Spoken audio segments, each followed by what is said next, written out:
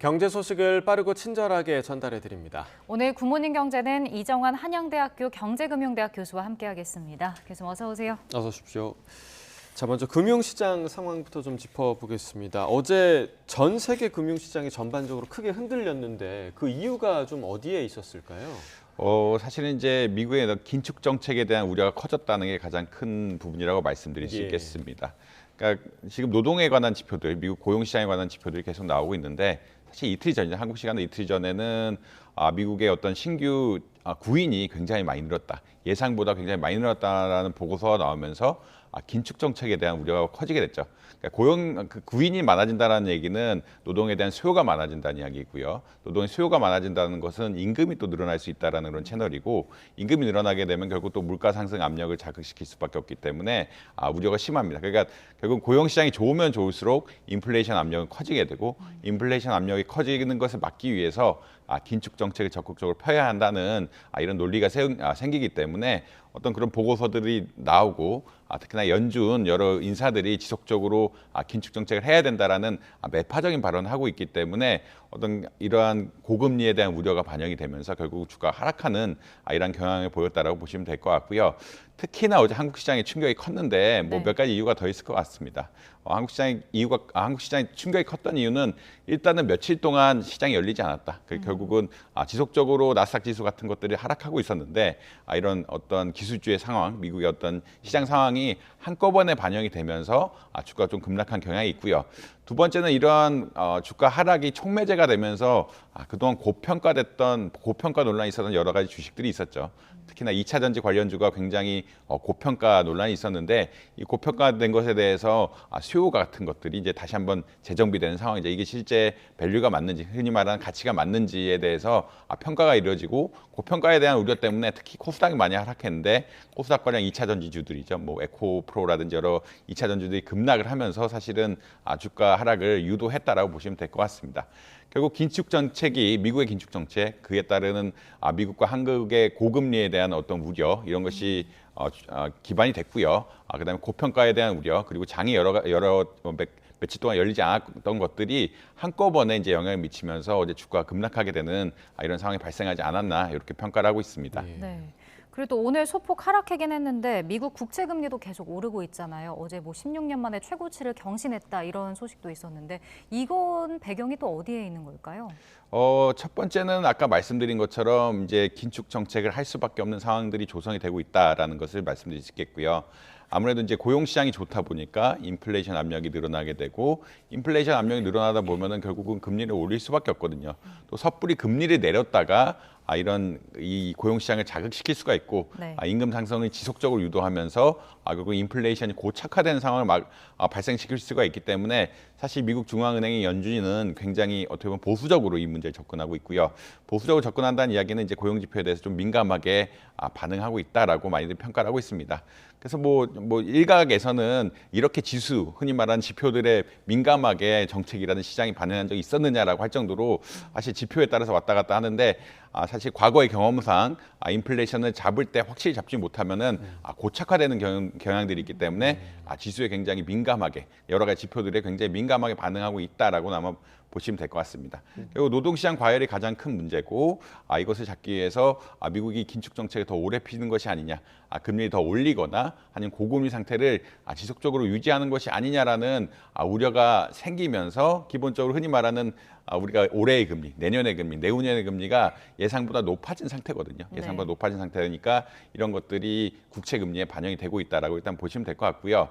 그 다음에 이제 국채 수급에 대한 문제를 또 이야기를 하는데, 미국이 재정 적자가 심하죠. 재정 적자가 심해서 미국 하원에서 지금 늘 어떻게 보면은 이제 재정 적자에 관한 이슈들이 나오면서 최근에 정치적 이벤트도 있었고요. 이런 상황들이 발생을 하는데, 재정 적자가 심하다는 이야기는 결국은 국채를 많이 발행한다는 이야기입니다. 그러니까 모든 물건이 그러니까 공급이 많아진다는 이야기인데, 공급이 많아지게 되면 가격이 하락하죠. 가격이 하락한다는 이야기는 흔히 말하는 국채는 금리가 가격에 반대이기 때문에 금리가 올라간다는 이야기입니다. 우리 금리가 올라간다는 이야기이기 때문에 이런 수급 차원에서 공급이 늘어나고 있는 게 하나의 상황을 구성하고 있고요. 그다음에 최근 중국 경기가 안 좋고 미중 갈등에 따라서 중국이 이제 미국의 국채 수요를 조금 줄이고 있다. 라는 그런 이야기들 많이 하고 있거든요. 중국도 이제 수출이 잘 돼야 이제 달러가 많아지고 이 많아진 달러를 가지고 국채를 살 수가 있는데 지금 중국 관계가 어렵기 때문에 달러에 대한 어떠한 중국 내 공급이 줄어들고 있는 상황이고 미중 갈등 때문에 중국 역시 자산을 뭐 유로화라든지 다른 자산으로 좀 옮기려는 모습을 보이고 있기 때문에 이게 수요 차원에서도 조금 부족한 상황들이 발생을 하고 있다라고 이해하시면 될 것 같습니다. 결국은 미국 정부의 어떤 고금리 기조가 하나가 있을 거고요. 그다음에 채권을 많이 발행할 텐데 채권을 많이 발행하면서 할 수 있는 공급 증가와 뭐 중국 측의 어떤 수요 감소 요인들이 겹치면서 금리가 빠르게 오르고 있다라고 아마 이해하시면 되지 않을까 생각하고 있습니다. 예. 앞서 그 고용과 관련한 이야기를 잠시 좀 해주셨습니다만 간밤에 지난달 ADP 고용 보고서가 나왔습니다. 그러니까 지난달 미국의 민간 부문 고용이 2021년 1월 이후 가장 작은 증가폭을 보였는데 이러한 그 보고가 국채금리 급등세에 좀 제동을 걸 수 있을까요? 어떻게 보세요? 사실 그 이틀 전에 나온 거랑 이제 간밤에 난 보고서들이 혼란이 있죠. 그러니까 결국은 한쪽은 구인이 굉장히 많이 늘었다, 예측보다 많이 늘었다라고 이야기하고 있는데 반면에 반대쪽 어제 나온 민간 ADP에서 보고서는 민간 직장이 일자리가 생각보다 많이 늘지는 않았다. 사실 한 15만 명 정도 늘 것으로 15만 개 정도 늘 것으로 예상했는데 8만 9천 개만 늘었다라고 이야기하고 있거든요. 그렇다는 얘기는 약간 혼재가 있습니다. 이게 결국 집계하는 쪽마다 결국 의견이 다르고 최종적으로 봤을 때 이제 6일에 미국의 고용 보고서라고 해서 아까 말씀드린 건 구인구직 보고서고요. 어제 나온 것은 ADP나 민간 기관의 보고서고 이제 미국 정부가 결국 발표하는 고용 보고서라는 게 있는데 고용 보고서가 나와야 이제 얼마나 진짜 고용률이라고 이야기하죠. 실제 그 비농업 분야에 고용이 얼마나 늘었는지 안 늘었는지 체크가 가능하기 때문에 조금 왔다 갔다 한다. 사실 뭐 여러 분야에서 나오는 이야기는 흐름이 발견되고 있다라고는 이야기는 합니다. 구인 같은 것들, 그리고 흔히 말하는 서비스업 분야의 어떤 고용 수요가 좀 주는 거는 발견은 되고 있는데 지표가 서로 안 맞으면서 굉장히 혼란이 있는 상황이고요. 결국은 이제 6일 날 발표되는 그러니까 미국 고용 보고서가 최종적으로 이걸 정리하면서 어떤 지난달 이제 고용 상황에 대한 얘기를 이야기하지 않을까 뭐 이렇게 평가를 하고 있습니다. 네. 그리고 이제 뉴욕 증시는 일제히 반등을 했는데요. 이게 좀 추세적인 변화로 보기는 어려울까요? 사실 조금은 쉽지 않다라고 보면 될 것 같습니다. 그러니까 사실 굉장히 그 연휴 기간에 굉장히 나스닥 지수 같은 것들이 많이 빠졌고요. 그 주가가 많이 하락을 했는데 특히나 이제 어제 장이 열리기 전에 많이 하락을 하면서 우리나라에도 큰 영향을 미쳤다라고 보시면 될 것 같은데 이제 금리가 조금 하락하면서 결국은 지나치게 고용시장을 나쁘게 봤던 것이 아니냐라는 그런 생각들이 겹치면서 어떤 주가 반등을 하긴 했는데 아무래도 계속 다른 지표들 그리고 미국 연준 여러 인사들의 미국 중앙은행의 반응들을 보면은 긴축 정책을 한동안 더 유지할 것이고 생각보다 더 오래 갈 수도 있다라는 게 어떤 지배적인 의견이기 때문에 주가가 급 반등을 해서 다시 이제 올해 연초처럼 막 좀 빠르게 올라가는 이런 상황들은 보이기가 좀 어려운 상황이 아닐까라고 예측은 하고 있습니다. 결국은 그 긴축 정책이 어느 정도 끝난다는 시그널이 나와야 되는데 흔히 말하는 피버팅이라고 이야기하죠. 피버팅에 대한 기대감들이 잘 형성이 돼야 되는데 자꾸 이런 피버팅이 늦어지고 하다 보니까 주식시장 역시 반응이 그렇게 좋지는 않다. 물론 이제 주가 많이 상승하긴 했지만 그럼에도 불구하고 미국 주식시장에서 어떤 연준의 어떤 그 긴축 정책에 대한 우려가 계속 있는 것이 사실이다라고는 말씀드릴 수 있을 것 같습니다. 예. 그러니까 이 국채 금리가 환율에도 좀 영향이 있는 것 같더라고요. 어제 그 원달러 환율이 1,360원대까지 또 올라가면서 최고치를 기록했는데 이런 고환율 당분간 좀 이어질까요? 사실 이제 환율이라는 것이 보통 크게 봤을 때는 크게 미국과 한국의 이자율 격차하고 뭐 당시의 수급 상황이 결정된다고 보통 이야기하는데 사실 미국의 금리가 높으면 높을수록 달러에 대한 수요는 늘 수밖에 없습니다. 왜냐하면 미국의 금리가 높으니까 달러를 바꿔서 투자를 하는 달러에 대한 수요가 늘어나게 되고요. 수요가 늘어나게 되면은 원달러 환율이 그러니까 원화의 가치는 떨어지고 달러의 가치는 올라가게 되는 원달러 환율이 올라갈 수밖에 없는 상황들이 만들어질 수밖에 없다라고 말씀드릴 수 있습니다.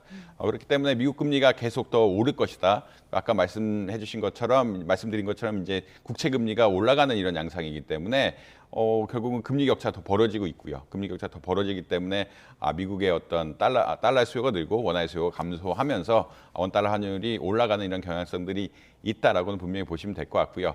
사실 이러한 것들이 단기적인 수급의 문제는 아니거든요. 단기적으로 달러 시장에 대한 그러니까 외환 시장에 대한 우려라든지 외환 시장의 투기 세력들의 어떤 반응에 따라서 일시적으로 수요와 공급이 안 맞으면서 수요가 늘고 공급이 부족하면 생기는 가격 인상하고는 좀 다른 방향이기 때문에 결국은 흔히 말하는 펀더멘탈이라고 보통 이야기 많이 하죠. 결국 미국의 기준금리가 예상보다 오래 그리고 높게 갈 수 있는 상황들이 많이 조성이 되면서 기준금리 격차에 대한 우려, 기준금리 격차에 대한 우려가 결국은 원달러 환율에 반영되고 있는 이런 상황이다. 그렇기 때문에 이런 기준금리 격차가 해소되거나 미국의 어떤 피버팅에 대한 적극적 의지, 결국은 금리 인하에 대한 적극적인 의지가 반영이 되지 않으면 한동안은 고환율 기조가 유지될 수밖에 없는 이런 상황이다라고 말씀드릴 수 있을 것 같습니다. 예. 네. 자, 이런 상황에서 그래도 안도할 수 있는 소식도 있더라고요. 통계청이 산업활동 동향을 발표했는데 지난 8월에 전체 산업 생산이 30개월 만에 가장 큰 폭으로 증가를 했다면서요. 사실 이게 뭐 일단은 투자 부분에서 많이 증가했다라고 보고 있는 것 같고요. 생산 전 산업이 한 2.2% 증가했는데 이제 투자 부분의 기여분이 굉장히 크다. 그렇지만 이제 소비 부분의 기여분은 좀 낮다라고는 보고 있는 것 같습니다. 네. 근데 왜 투자 부분의 기여도가 컸느냐? 일단은 반도체 부분이 굉장히 컸다. 반도체 생산이 어떻게 보면 저점을 지난 게 아니냐라는 여러 가지 생각들이 나오면서 반도체 생산이 13% 이상 증가를 하고요. 관련 투자 역시 굉장히 빠르게 늘면서 어떤 생산이 늘어나고 있는 상황은 맞다라고 보시면 될 것 같습니다. 그렇지만 아무래도 이제 이런 지표들 월간 지표로 보다 보니까 지난해와 비교하면 또 아직까지 여전히 좋지는 않거든요. 뭐 설비 투자 늘긴 했지만 1년 전보다 15%가량 감소했다라고 이야기하는데 이런 것들 보통 기저 효과라고 이야기합니다. 미리 그러니까 지난달에 비교해서 오른 건 맞는데 이미 많이 떨어져 있기 때문에 그거에 따라서 지표가 낮기 때문에 오른 기저 효과가 있는 것 같다라고는 많이 이해를 하는 것 같습니다. 그래서 일단 세계 경기 자체가 좋아진다라고 이야기하고는 있지만 유럽 역시 고금리 기조를 계속 가고 있고요.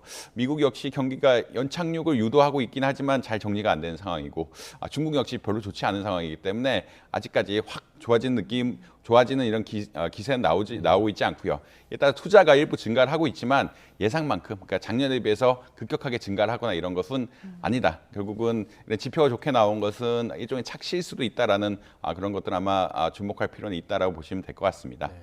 또 하나 이렇게 반가워할 만한 소식이 그동안 이제 사실 반도체 걱정을 굉장히 많이 했었는데 반도체 생산이 13개월 만에 증가세로 돌아섰다 이런 소식이 있더라고요. 반도체가 좀 바닥을 찍었다 이렇게 생각할 수도 있을까요? 사실 이제 반도체가 뭐 여러 전문가들은 올해 하반기에 반도체가 결국은 바닥을 찍지 않을까라는 기대가 좀 많았는데 사실 이 기대는 조금 늦춰지고 있는 상황이긴 합니다.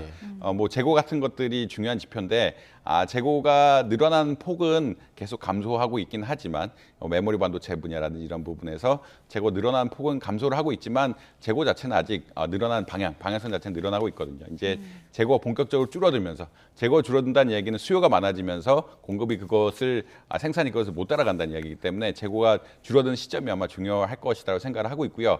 사실 그러니까 중국 경기가 좋아질 것이라고 예측했던 올해 1분기나 2분기에는 이제 지금 4분기나 3분기쯤 되면은 반도체 경기가 확실하게 반등하지 않을까라고 예상을 했는데 아무래도 지금 좀 뒤처지고 있는 양상이나 중국의 경기에 대한 어려움 그리고 전 세계적으로 고금리 기조가 생각보다 오래 가고 있는 이런 양상들이 겹치면서 반도체에 대한 수요가 늘고 있지는 않다. 그렇지만 바닥은 거의 다 온 것이 아니냐.